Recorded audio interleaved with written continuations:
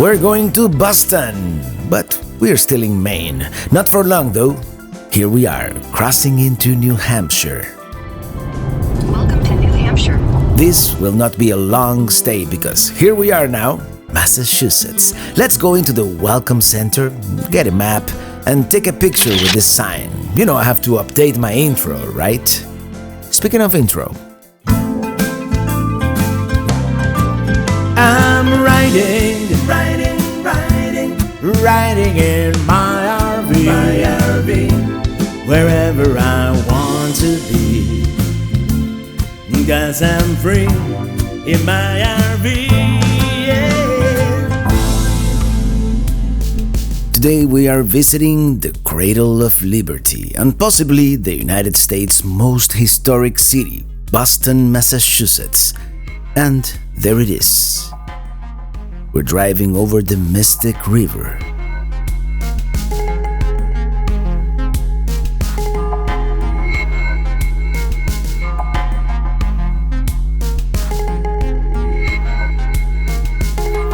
Of course, like every major city, there is a lot of traffic, and I think we are about to hit the afternoon rush hour.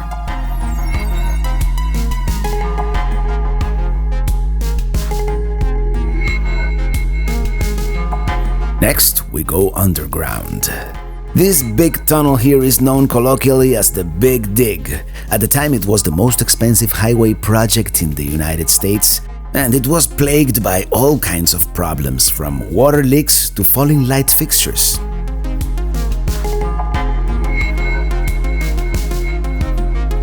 And we emerge on the other side, along with all the other thousands of people trying to leave Boston today at 3:30 p.m.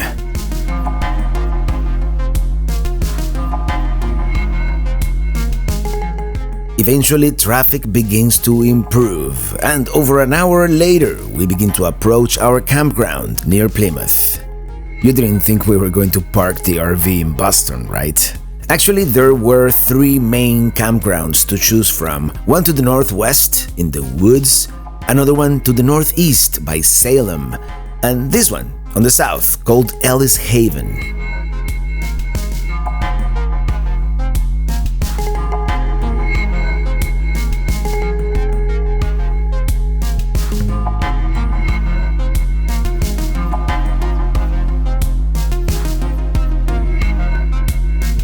It is a shame we are basically here just to sleep because it looks pretty nice.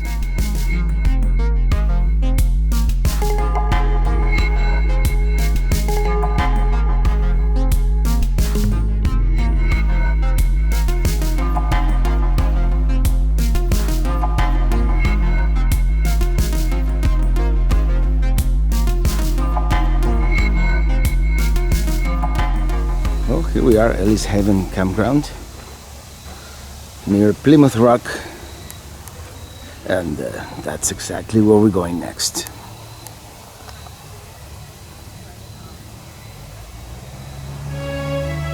Yeah, it is kind of late to go back to Boston now. We'll do that tomorrow. Instead, let's check out the Plymouth Rock, which is really close, and get something to eat. We're famished.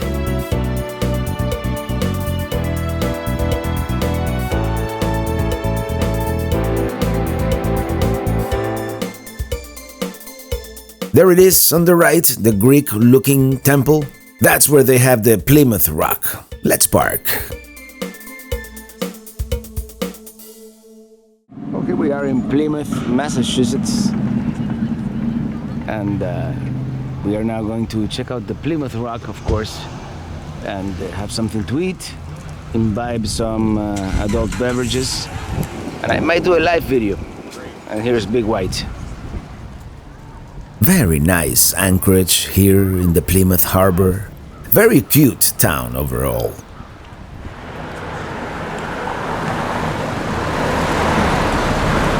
And over there? Yep, that's where we're going. Plymouth Rock, landing place of the Pilgrims, 1620. This is the rock. That's it. You saw it here first.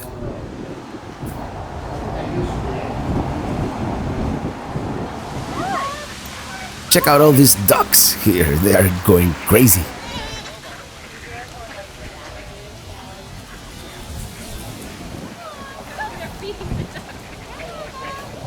Anyways, this is all very pretty, but let's go eat.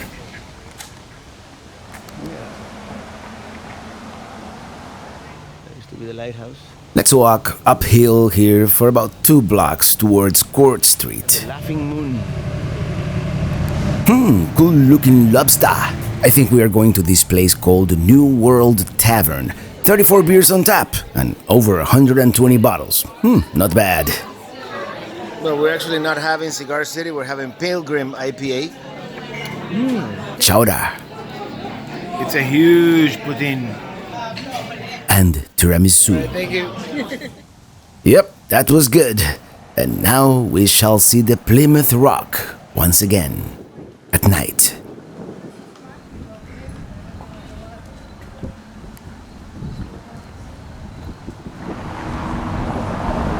And the moon shines through the clouds. Very pretty.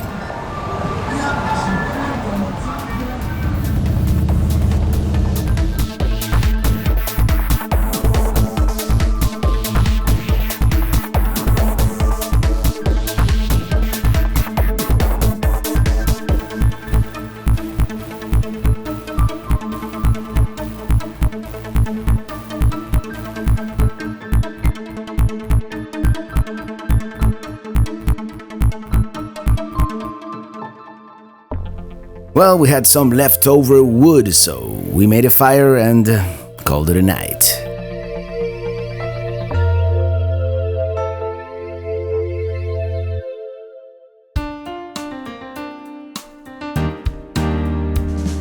Well, good morning. We are going to Boston and we plan to spend most of the day there. By the way, we couldn't have asked for better weather.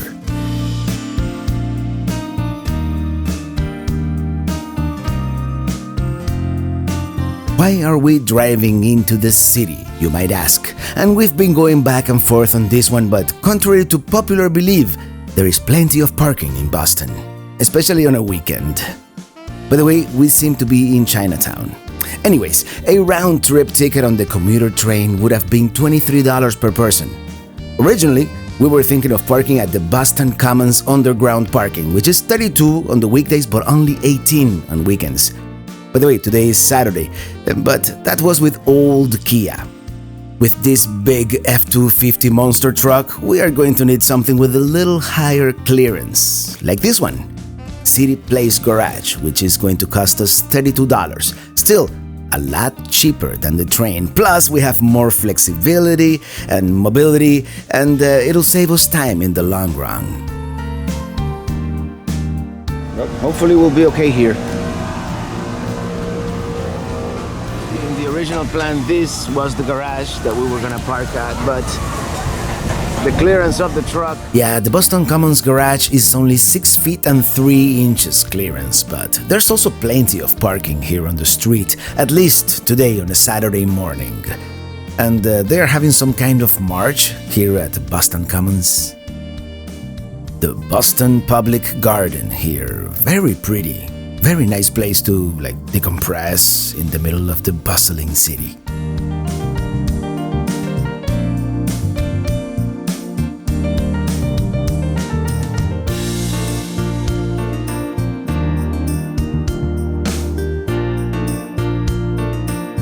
Also, here's some of the nicest gardens I've seen in a while.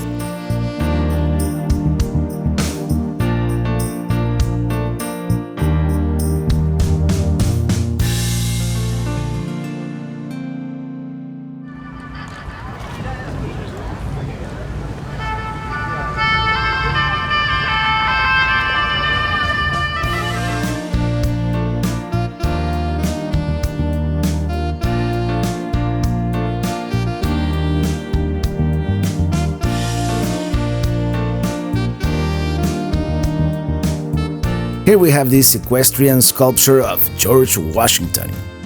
Picture perfect, with the Boston skyline behind it. The statue itself dates back to 1869.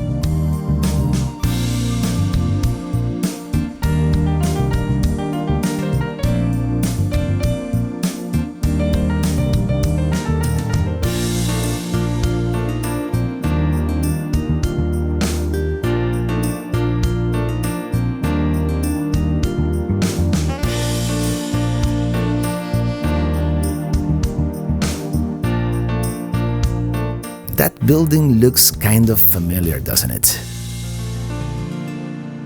It is, of course, Cheers, where everybody knows your name, and it is about to open, filmed before a live YouTube audience, in this case.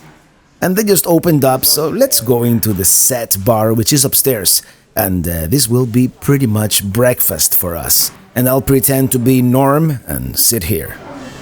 It looked bigger on TV. Yeah, that's the people going inside. Downstairs they have another restaurant, but it doesn't look like the Cheers from the TV series. The menu, themed after the show's characters, and collectible napkins. We get a nice IPA, although I think this is more of a lager town, since Samuel Adams was from here after all, right? New England clam chowder in a mug. And the Oktoberfest special, and a club sandwich. Well, I think we sat at Fraser's favorite spot, but anyways, that was Cheers. Okay, and this is the lower portion of Cheers here. Yeah, let's just see what the lower level looks like.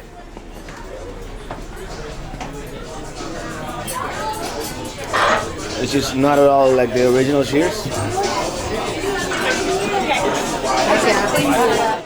Obviously, there was no room down here for the set bar. The walls covered with memorabilia, as they should be. At the beginning, I thought I was sitting at Norm's stool at the upstairs bar, but it was on the other side. Anyways, they even have the wooden Indian statue. Really, really cool.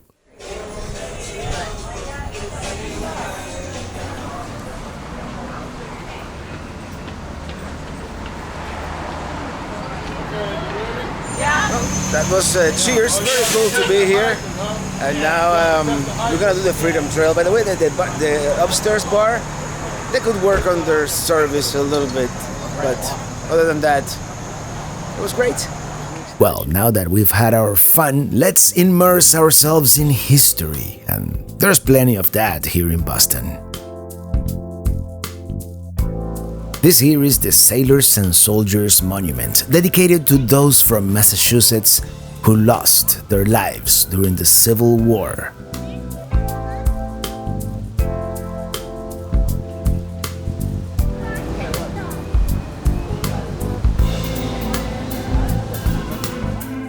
And here's a World War I sea mine.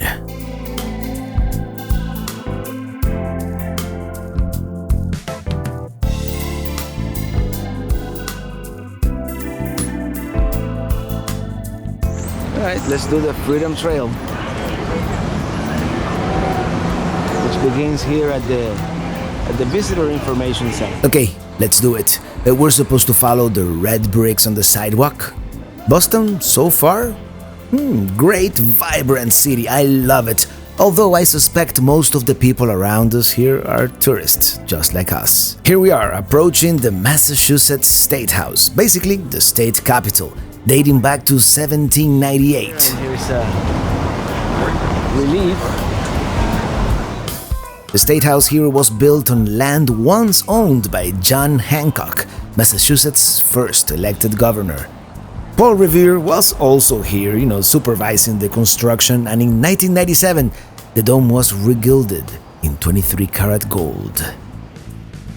We continue towards the Park Street Church.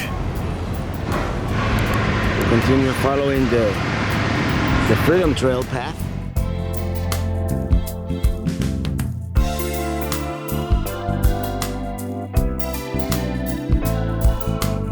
Here, across the street from Boston Common, is our next stop.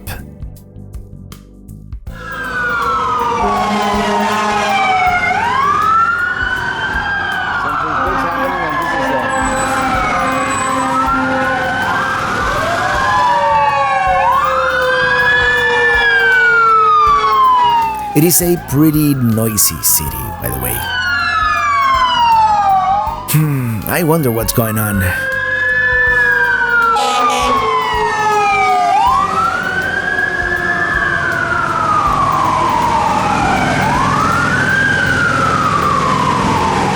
Our next stop here is the Granary Burying Ground. Here we have Paul Revere, the 5 victims of the Boston Massacre, and 3 signers of the Declaration of Independence: Samuel Adams, John Hancock, and Robert Treat Paine. Their final resting place. Here's John Hancock. That's the stone that has the pennies on the top that the men were profiting in some way off of the slave trade. Perhaps we should have gotten a guided tour, but we decided to explore on our own. By the way, here's Paul Revere. Excuse me.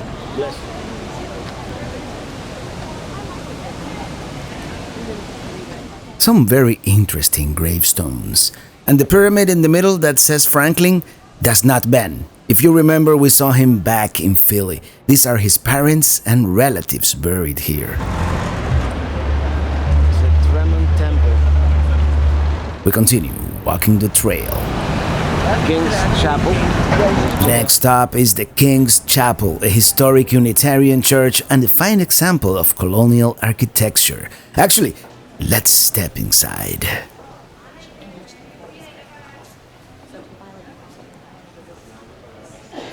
The current church was completed in 1754, but it was actually built around the original 1689 building, so they wouldn't disturb services. When they completed construction, the original church was demolished and removed through the windows.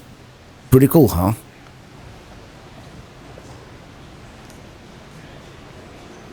This is the old burial ground. This is Boston's oldest burying ground. Okay, this was very interesting. Let's continue. This is the next thing. This here is the old City Hall. Nowadays, a Ruth Chris Steakhouse. Okay. Old City Hall. There's a famous Benjamin Franklin statue who was actually a Boston native. Out past the curfew. Once they're outside the city, they are alerting dozens of other prearranged Free Station groups, and then he's not the only one. So how did you all get brainwashed? School, yes. School made you read and probably memorize something. This is also the site of the first public school in America, the original Boston Latin School.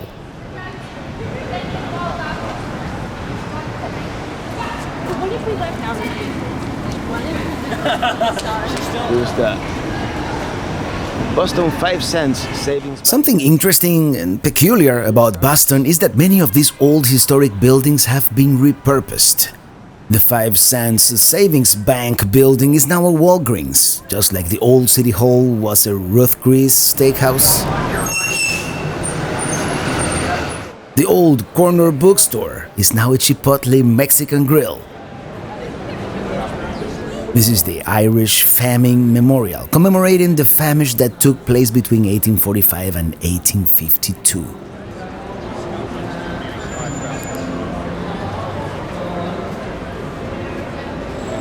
Benjamin Franklin was baptized, huh? It's the Old South Meeting House. Well, gentrification, but anyways, this is the birthplace of Benjamin Franklin.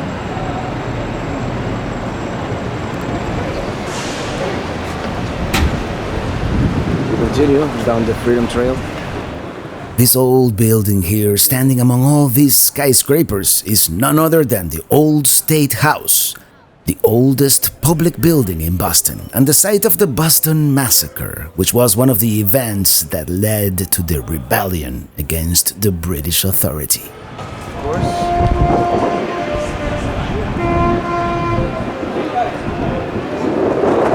We have a saxophone player somewhere on here. Let's continue. That's a subway entrance. And this was the site of the Boston Massacre, right here. March 5th, 1770. The site of the first meeting house.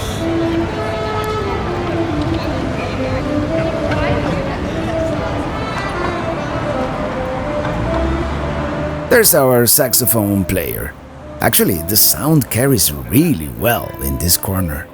Great acoustics.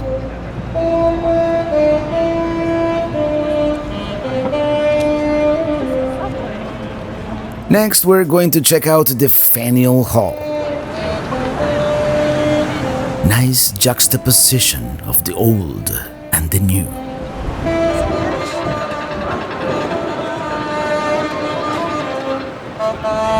Here's the Faneuil Hall and the modern Boston City Hall across the street. Talk about an eyesore. This place has tourist trap written all over it, but let's check it out anyways. There's a statue of Sam Adams. Open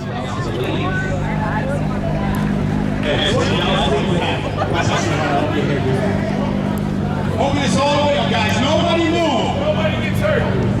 Once again, ladies and gentlemen, make some noise for our volunteers. Everyone, make some noise for our volunteers. Make some noise. You know who you are. All right, let's go inside the hall. Now, volunteers, arms out.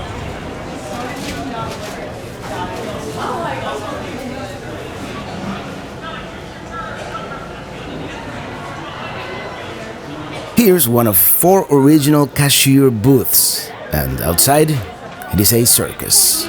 Quincy Market. I have nothing against street performers, but to me, in this setting, they don't add to the experience, in my opinion anyways.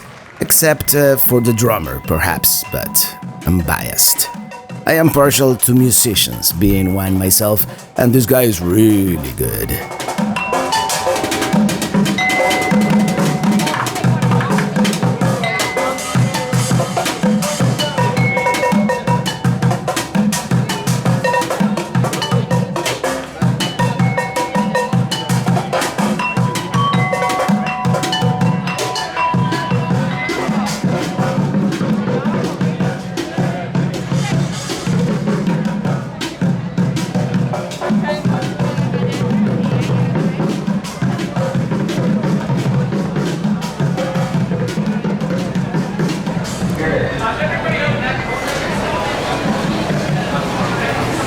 Quincy Market.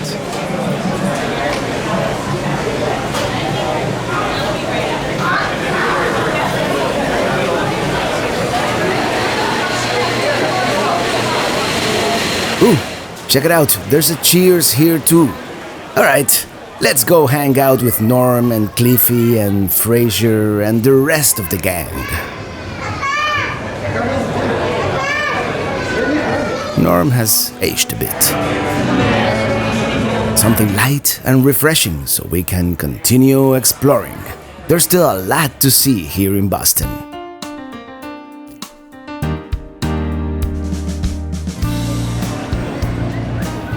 More street performers here. Thank you, everyone. Here we have another street performer, this one with a Scottish theme going on, I guess.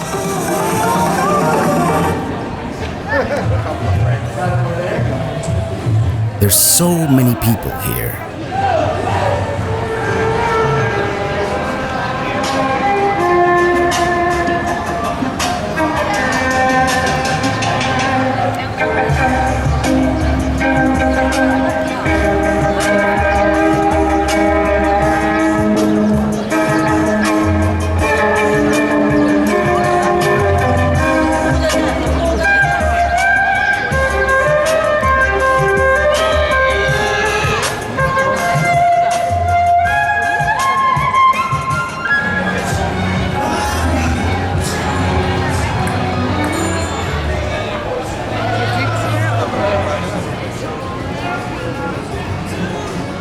Ooh, he's still going at it. This tall gentleman here is Kevin Hagen White, former mayor of Boston. Pizza alone won't fill an emptiness in your soul. You also need beer. Ben Franklin would agree, I think, although I think his original quote was actually about wine, but anyways. We're walking towards North End, which is the city's oldest residential community, continuously inhabited since the 1630s. As we get closer, here for example is the oldest continually operated restaurant and oyster bar in the United States, established in 1717. And this street also looks kind of something out of a Harry Potter film, doesn't it? And here's the oldest tavern.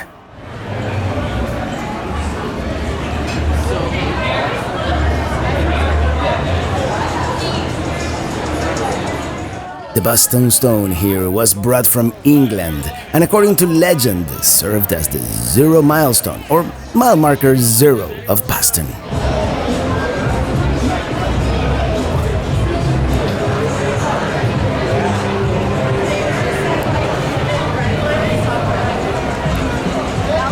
kind of festival here, or farmer's market actually. Yep, big farmer's market today. Okay, we're interrupted here. Pineapples. This open area here is the Rose Kennedy Greenway. And this is where the Central Artery, or as we say in the South Expressway, used to go through before they built the Big Dig and moved it underground and made this nice linear park. And we are now in North End, which is also the Italian neighborhood, with some of the best Italian restaurants I hear. I wish we were hungry. This is Hanover Street, the main drag here, but we're going to take a quick detour first to see Paul Revere's house, where he began his legendary midnight ride to alert the colonial militia that the British forces were approaching. Revere's house. And this is it.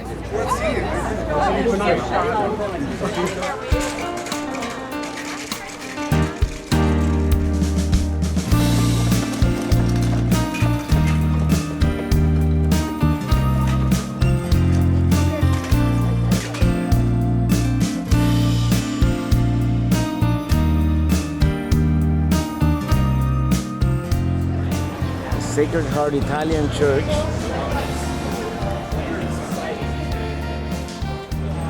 All right. Here, folks, we're going to cross over and then take a right on the other side of the street. Should we tag along? Maybe not. And we're back on Hanover. And here's Paul Revere's statue, but the park is all under construction, so let's continue. And here we stumble upon the San Gennaro feast. Yeah, San Gennaro comes to Boston. Our friend Bob Nestori from Philly told us not to miss it in New York, which we did, by the way, and now we find it here. Isn't this awesome? Again, I wish we were hungry.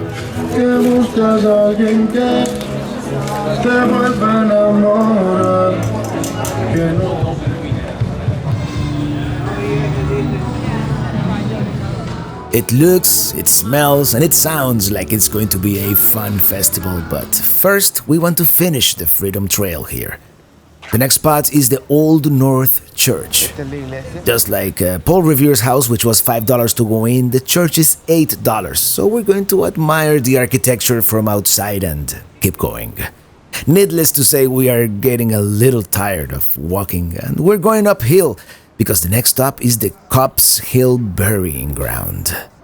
This is the city's second oldest cemetery, by the way.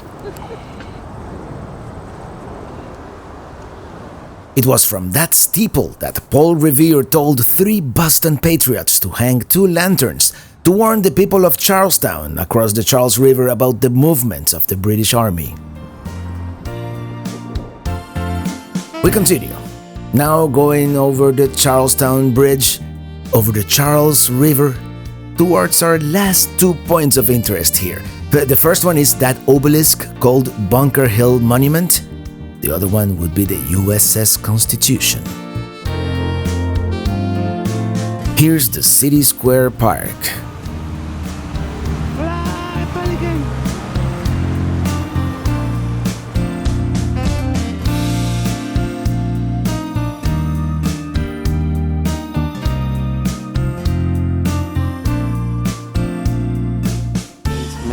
Roman Catholic Church.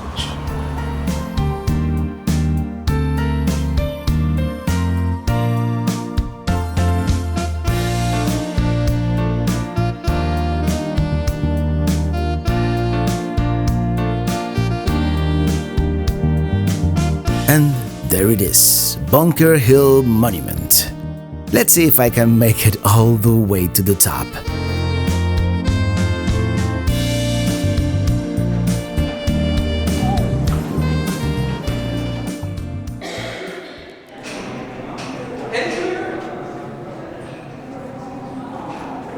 Well, here goes nothing.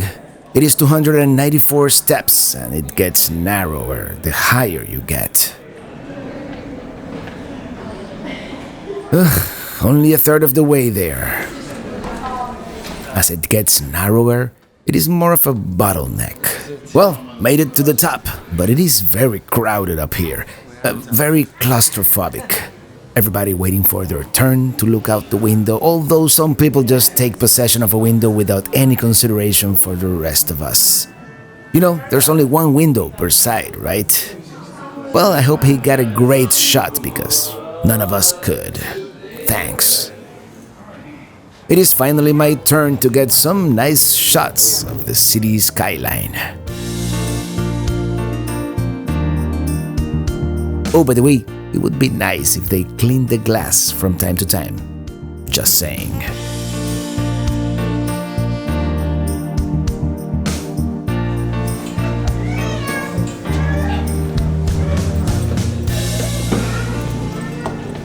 Down and down we go.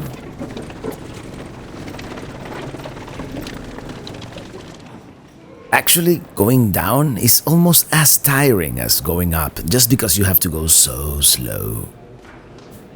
Well, that wasn't the greatest experience, and if you are claustrophobic at all, do not do this one. Well, that was a pretty hardcore climb all the way up there. Very crowded. Yeah, they should probably limit the amount of people. But great views of Boston from up there. You know, I went all the way up there.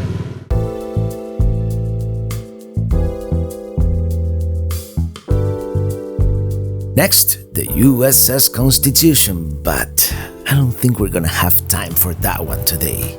There is something else I want to do by sunset, and believe it or not, it is almost 5 p.m.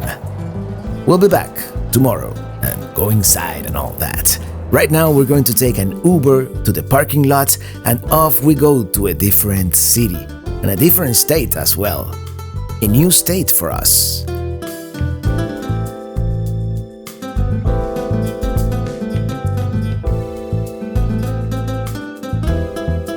We're heading down to Providence, Rhode Island, because tonight they have this event they do some nights in the summer called WaterFire, in which they literally light up the river on fire. It is supposed to be really cool, and our timing today would be perfect. Besides, it is an opportunity to add a new state to our sticker map, and that's just too good to resist. It is about an hour drive, and here we are. Providence. Parking might be an issue since this is such a popular event, but we'll see. There's the Capitol building to the right.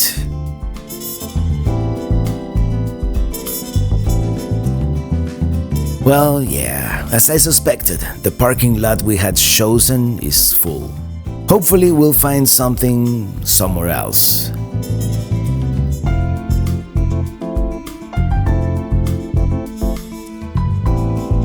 It is a little bit congested here, but while I was stopped, I looked on Google Maps and I think I saw a large parking lot by the Capitol building.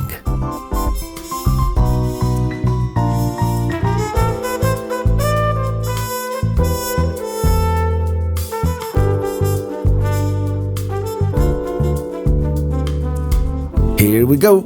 Event parking $15. I'll take it at this point. Can we park in here for the WaterFire? Yeah, $15? All right. Yeah, I got it. You got it, right.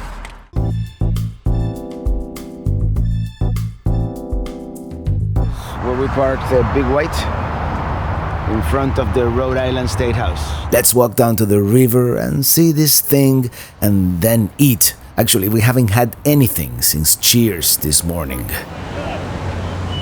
It is quite a nice downtown. I wish we had more time here, but as you know, our time is very limited. We'll probably return next year, around this time. And here we are. I think this is going to be as good as it gets, location-wise, to see the event. This is it. I'm claiming this spot right here. This event, by the way, attracts roughly 40,000 people. The tradition began in the mid-90s. WaterFire is, and I quote from the Wikipedia here, simultaneously a free public art installation, a performance work, an urban festival, a civic ritual, and a spiritual communal ceremony. Well known nationally and internationally as a community arts event. WaterFire's symbolism and interpretation is both inclusive and expansive, reflecting the recognition that individuals must act together to strengthen and preserve their community. That's what they actually light on fire, which is apparently aromatic wood. After what feels like ages, here they finally come. It is going to be a while till they make it to where we are. Little by little, they start lighting up all these floating torches or bonfires. I don't know exactly what they are called. Oh wait, I believe they are called braziers.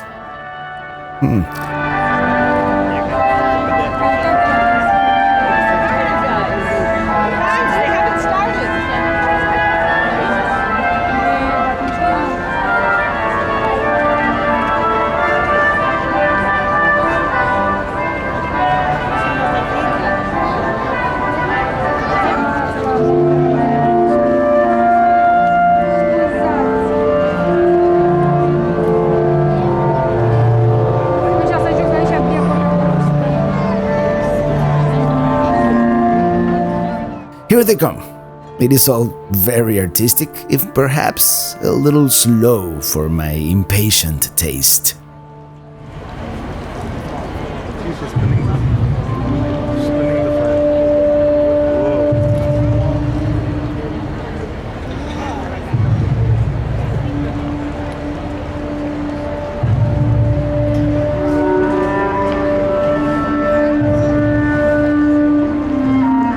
It was certainly lucky to find out about this event and be here for it.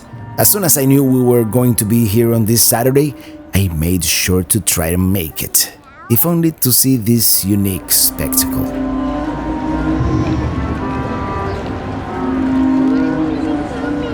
It's pretty much all lit up back there.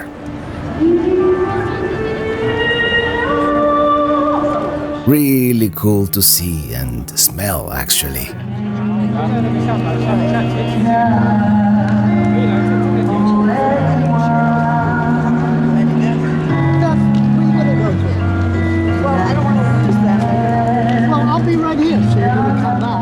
Yep, it is all this drawn-out ritual, lighting up the fires. And they are finally done. Now let's go eat.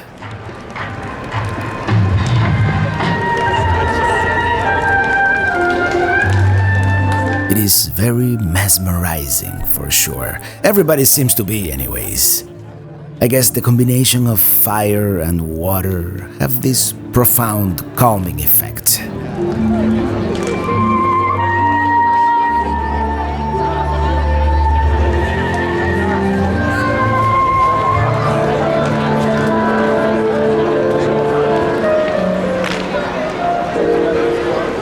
Oh, by the way, they do offer gondola rides.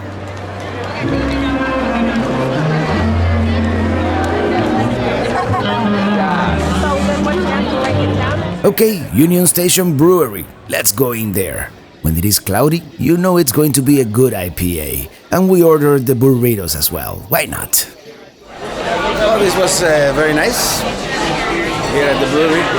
And we have to drive all the way back to Plymouth. Oh, by the way, great burrito. Let's find our car now, or the monster truck. What did I call it? Big White. Yeah, that certainly hit the right spot. Although the burrito tasted more Italian than Mexican, and that's totally okay. It was delicious, and check out the moon. Gotta love a city with street musicians.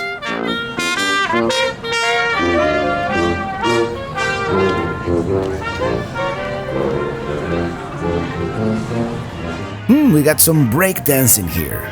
It's been a while since I saw that.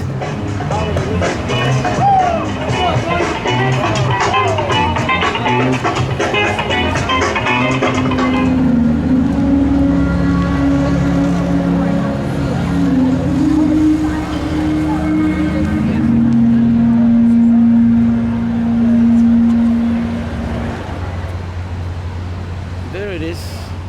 The Rhode Island State House, made out of white Georgia marble, it is the fourth largest self-supported marble dome in the world. The statue of the independent man, originally called Hope. It's been a long day, we're tired. And the monster truck is somewhere up here. And there's Big White.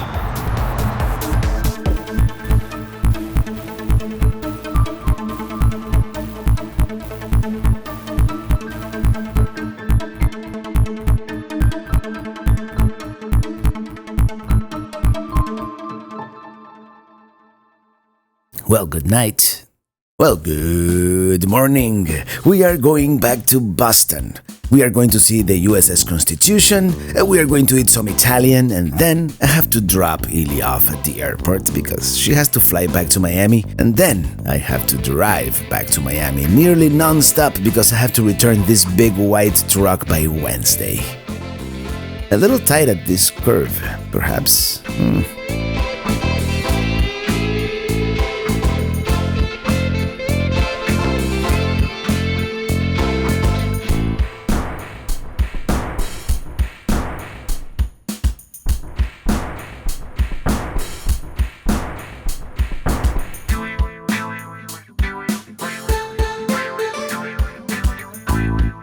We go back in the Big Dig.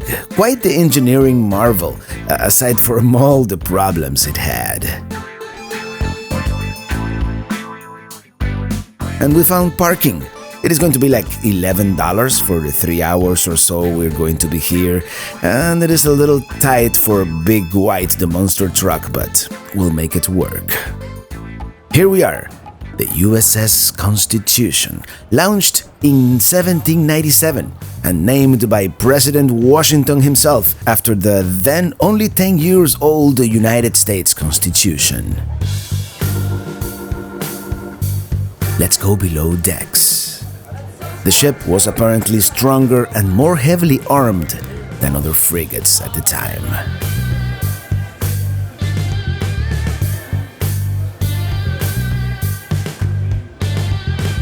There's an even lower level. I guess this is where the crew slept. Let's walk to the aft section.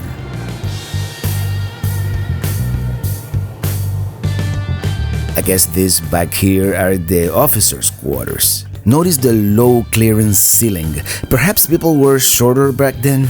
I'm kidding, of course. Perhaps headroom wasn't a major concern on a ship designed for war.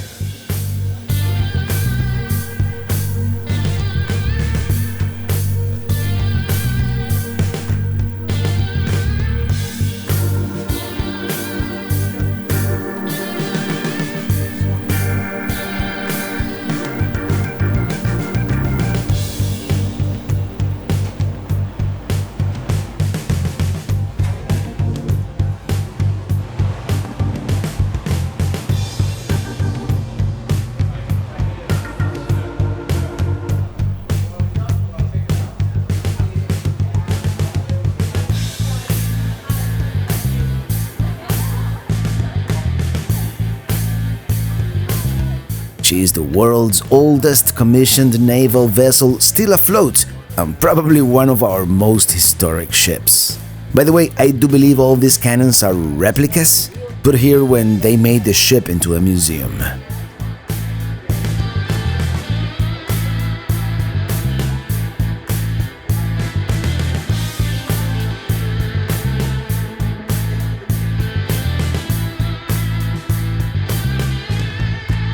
Let's take a picture at the helm, behind the wheel.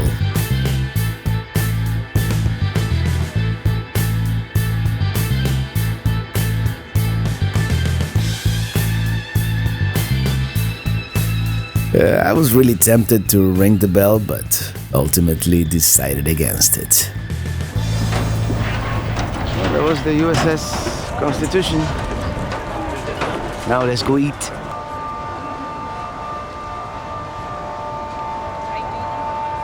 And with that, we bring the Freedom Trail to a completion, the USS Constitution. Now let's go get some Italian and then off we go. for the sake of saving time, we're gonna take an Uber to North End, where parking would be a lot more challenging. So we are leaving the big truck in Charlestown.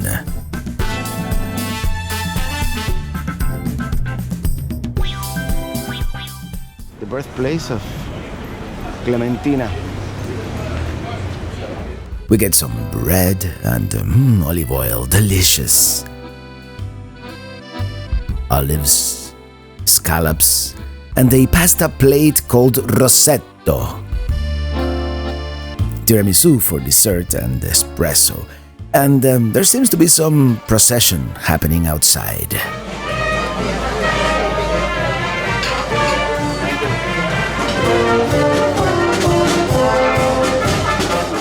Ooh, I see. This must be part of that San Gennaro festival we saw yesterday.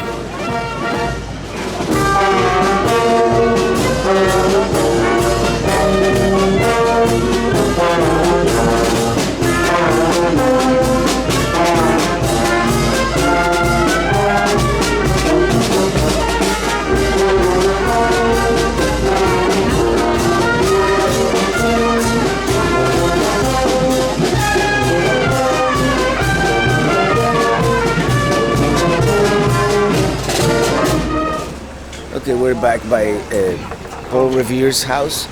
By the way, that restaurant we ate, Limoncello, really good. A little pricey, but it felt so authentic. Our waiter, he was from Genova. And, you know, an old timer, really cool guy. Yeah, I fully recommend it. Unfortunately, our time here is running out, so yeah, we gotta go. Actually, before we go, let's follow the music a little here. I have a thing for marching bands and we still have a little time to spare.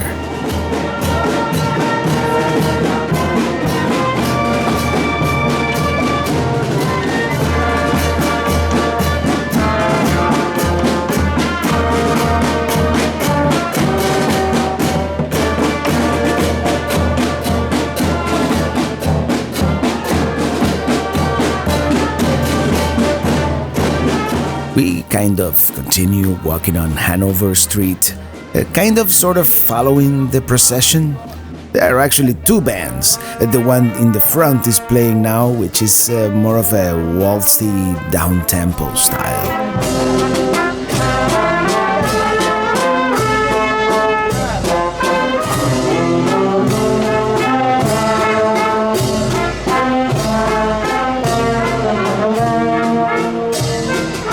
Very serendipitous to be here today in the middle of this procession. This is actually the first year they do this San Gennaro here in Boston. The original celebration, of course, has been taking place in Mulberry Street in New York since 1926. It is still great to be here as they are bringing this Italian tradition to North End here in Boston.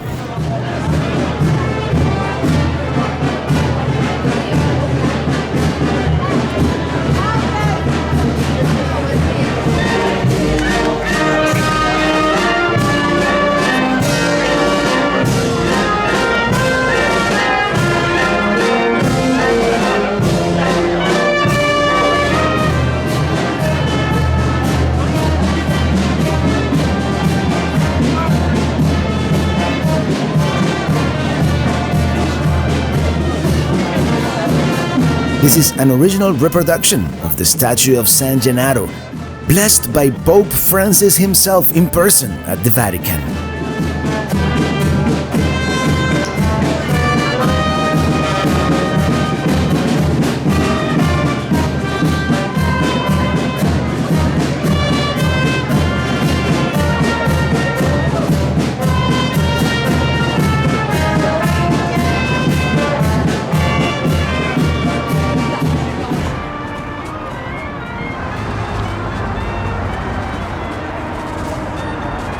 Well, time's up. We're walking back to the car.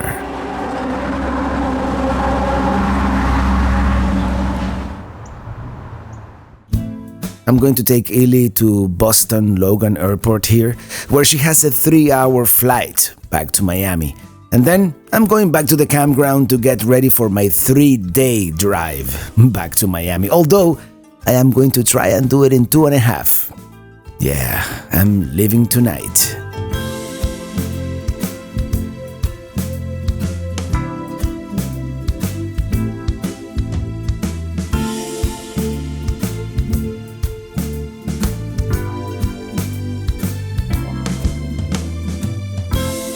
Riding my RV.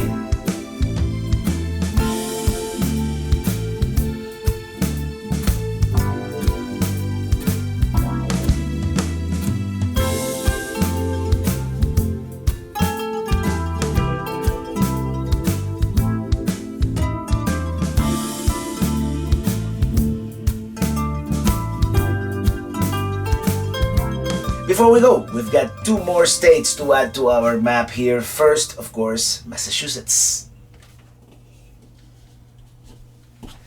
And of course, Rhode Island. And my rule for this is you either have to sleep in the state or do something significant.